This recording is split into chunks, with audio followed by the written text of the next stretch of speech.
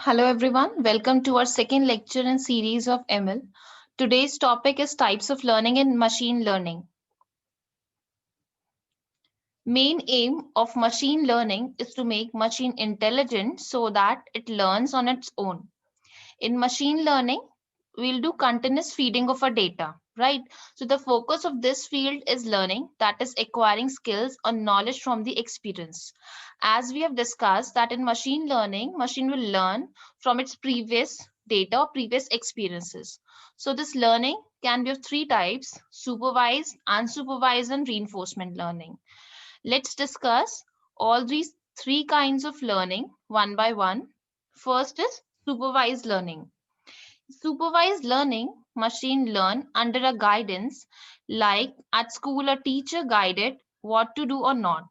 Machine learn by feeding them labeled data and explicitly telling them that this is the input or output.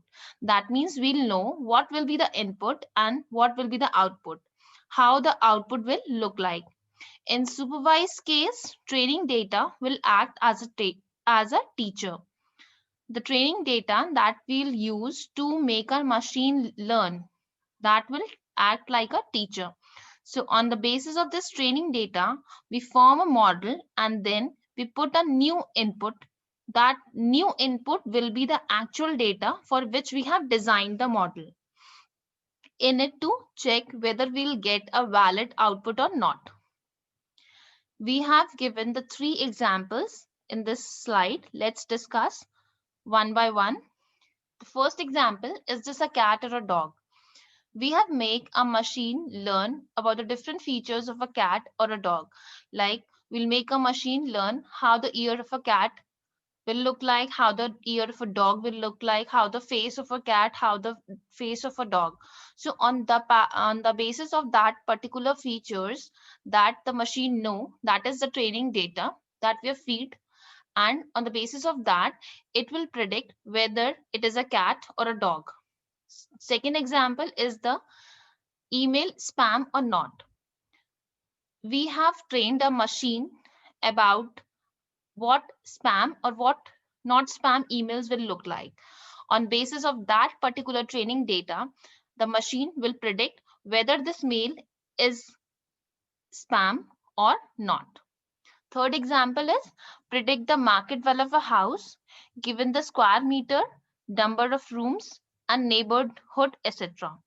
So in our previous data, we'll based on our previous data, the value for house is being predicted on the that is given different features. Those are given to us, that is a square meter, number of rooms, and the neighborhood.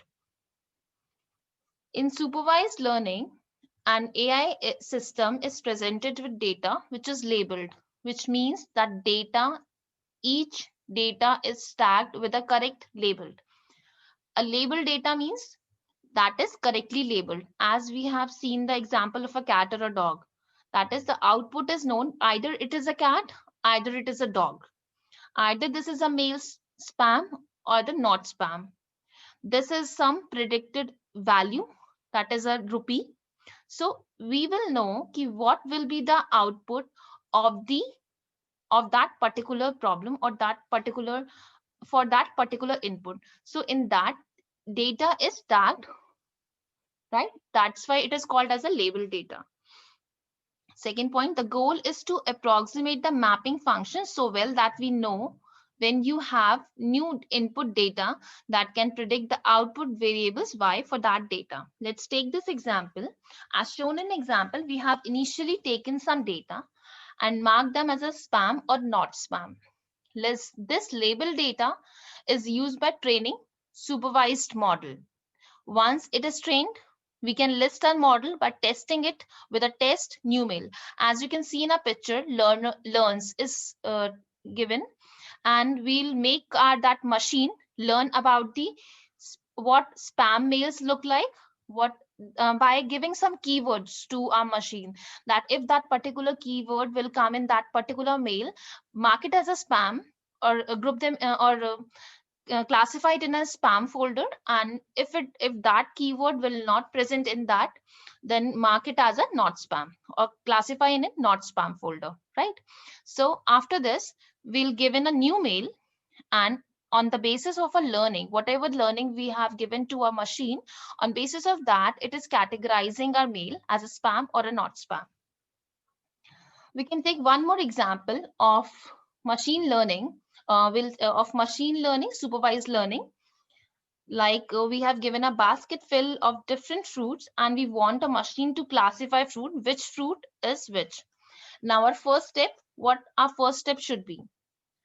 First, we need to train the machine with all different fruits one by one on the basis of different attributes. What can be the different attributes for the fruits, like shape or a color? So like if shape of an object is a round and having a red color, then we have labeled it as an apple. And similarly for other fruits also, if it is a round and an orange in color, then I've labeled it as an orange. So with this, I've made my machine learn. That is a training data, right? Now, if I give different attributes of like shape and color, some different shape and different color, then the machine will able to give the answer or the output that which fruit I'm asking or which fruit it is, right? Now, let's move to next. Like supervised learning is of two types, classification and regression. A classification problem is when the output variable is in category such as a red and blue, or disease or not disease, yes or no. Or I can take the example of spam or a not spam that we have already discussed in previous slide. Here the output is discrete value. That means individually separated. Second type is regression. In regression problem, we is when output variable is a real value such as a weight or a price.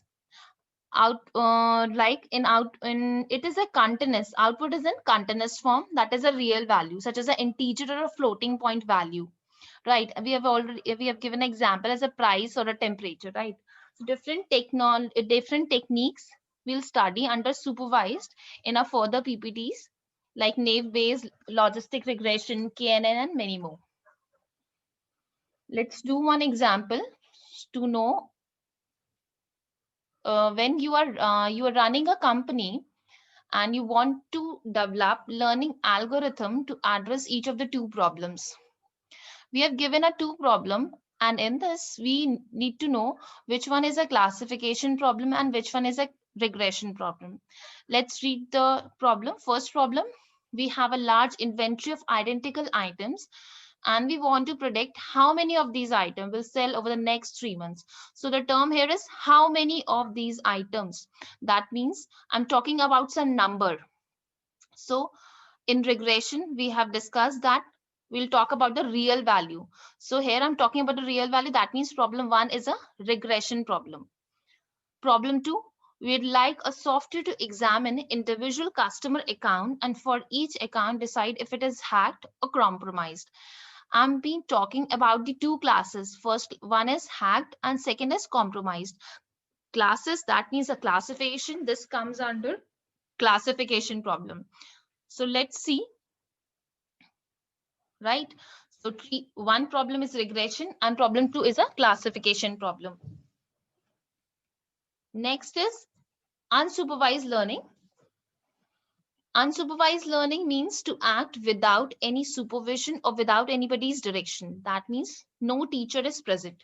There is no desired output. We just know the input. Like an infant or a newborn, they don't know anything. Babies or a newborn will learn from their observations, right? After observing all the things around in their environment. So here data is not labeled, there is no guide, and machine has to figure out the data set given, and it has to find the hidden parts in order to make a predictions about the output. Like adults like you and me can figure out things in our own without any supervision or without any teacher. Here two examples are given of unsupervised learning. Let's go through it. One is I have a photos and want to put them in 20 groups. We have different photos, and on the basis of the category, on the basis of the it look like, we'll group in 20 different groups. If it is a photo of an animal, it's a photo of a human, it's a photo of some nature. So accordingly that we'll group in different groups. Second example is I want to find anomalies in credit card usage pattern of my customer. That means basically anomalies refer to a task of finding observation which seems some abnormal, that is unexpected behavior of a customer, right? Sometimes I've used differently, or customer behave in different manner. Anomalies are pattern in data that seems unexpected, right?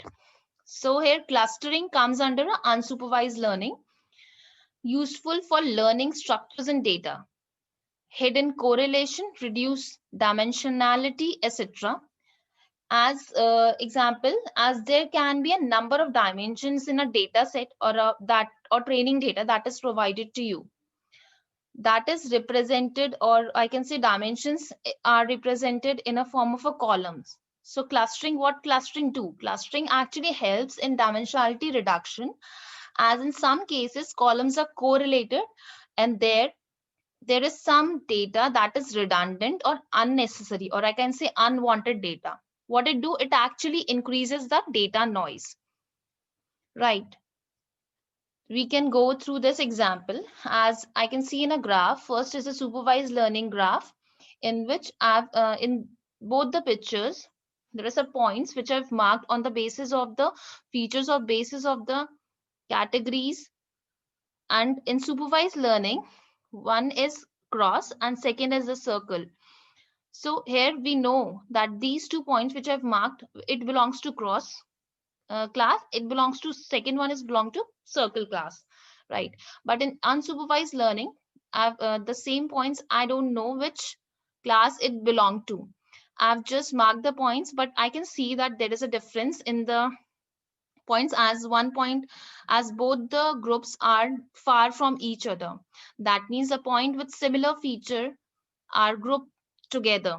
As we can see in this picture, the similar category, similar features group in one cluster, right, and other in other cluster. Let's do one more example. Pause the video for a minute and do this question. As in this example, I'm asking which one is unsupervised learning, which example is unsupervised learning example. Let's go through. First is given an email labeled as a spam or a not spam, learn a spam filter. So as I've discussed, spam and not spam, this is a classification example or a classification problem which belongs to supervised algorithm. So this is a supervised algorithm example. Second, given a set of a news article found on a web, group them into a set of articles about the same stories. A article with same stories, so group them. Grouping term is there. That means this is an example of unsupervised learning algorithm, because with the same stories or same features, we are grouping data in unsupervised learning, right? Clustering. Third is given a database of customer data, automatically discover market segment and group customers into different market segment. Well, having a different market segments, I'm grouping customers. Which customer is interested in which marketing material, right? So grouping the customers is also an example of unsupervised learning algorithm. Fourth is given a data set of a patient diagnosed as either having a diabetes or not, learns a classify new patient having a diabetics or not. That means here I'm doing a classification diabetes or not diabetes. This is an example of supervised learning. As you can see, the correct answers are marked with the red. Third kind of a learning is reinforcement learning. Here, the agent interacts with an environment and watches the result of interaction. Basically, this kind of a learning works on the rewards and a policy. Here, the sequence of actions are being performed to reach a certain goal, right? And based on those actions, and consequences. Consequences means whether we are getting a reward or a penalty, positive response or negative response. It makes a policy, right? And next time, based on that policy, the agent behaves differently. So every time the agent wants to increase the reward and reduce the penalties, right? So here the environment gives feedback by a positive or a negative reward signal. And there are different algorithms present in the reinforcement learning. One is Q learning that we'll discuss in our future videos, right? Let's see this example. Here a robot is there, or an agent, and an environment. One side is a fire and second is a water. And on the basis of the actions, a policy is being designed by an agent, and with that, on basis of that policy, it will take the action.